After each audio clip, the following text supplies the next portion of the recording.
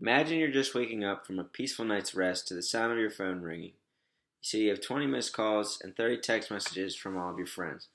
Panicked, you call up, open your text, and see your friends telling you that you need to get down to the hospital and that it's serious. You call your friend, heart pounding in your chest, wondering what could be happening. Your friend tells you that your best friend of 5 years is in the hospital and they're not sure if he's going to make it. You get all the way to the hospital to hear he's in surgery, and if he makes it, he'll be lucky.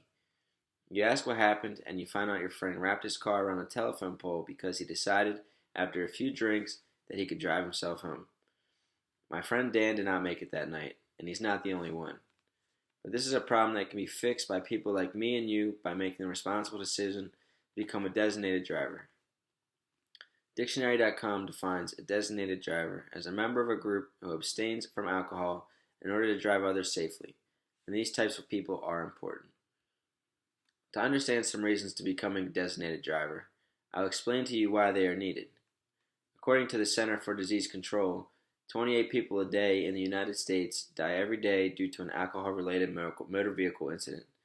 That's one death every 51 minutes. In 2015, 10,265 people died in alcohol-impaired driving crashes, accounting for nearly one-third of all traffic-related deaths in the United States. In the same year, drunk driving incidents caused 16% of deaths in children of ages 0 to 14.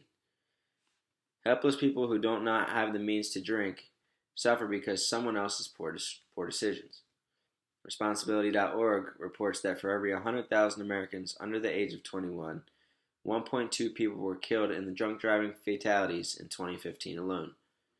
Drugs other than alcohol, like marijuana and cocaine, are involved in about 18% of motor vehicle driver deaths. MAD, an organization known as Mothers Against Drunk Driving, reports each day people drive drunk more than 300,000 times, but only about 2,800 are arrested.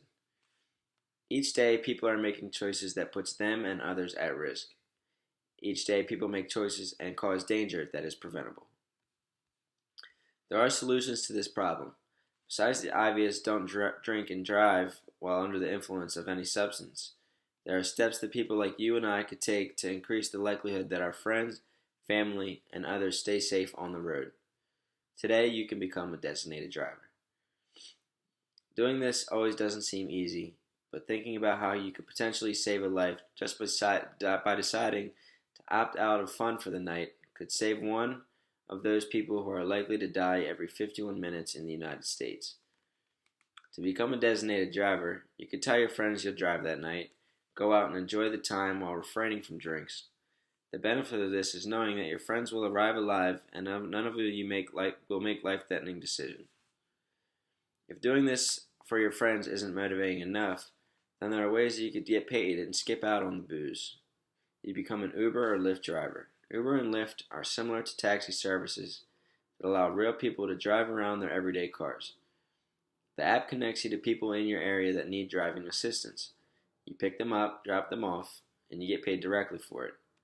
Not only are you saving money on a night out, you're making money and potentially saving lives. In order to become a designated driver, you must first decide to take the responsibility. If you're just being the DD for your friends, then a simple conversation with them will ensure your safety.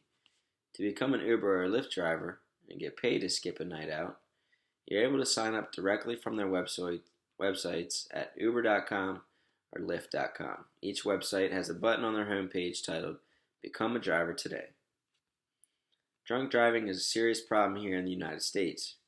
Each day people fall victim to this reckless behavior. If more people like you and I decided to stand up against this crime, then people may have the pleasure of going back home to their families. If you know someone who looks impaired or is unable to drive, take their keys or take them home. By consciously making the effort to be a little more responsible for those who can't seem to be, then people like my friend Dan or any of those 10,265 people who lost their lives due to DUI-related crashes in 2015 alone might still be alive today. So make their effort and sign up to be a designated driver. Let's make the decision to help others arrive alive. Rest in peace, Dan. Love you, buddy.